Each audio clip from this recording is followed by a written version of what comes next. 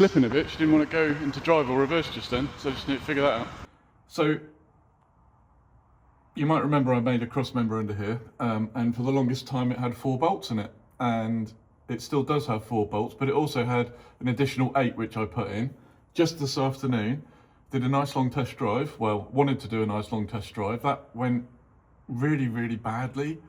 The transmission lost drive. I think we've got a pump problem, oil ATF pickup problem.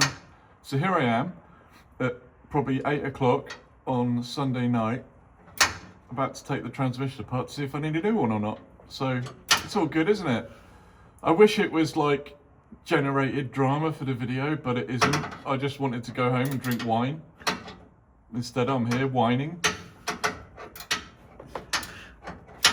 Anyway, enjoy some footage of the truck driving around a little bit, hey?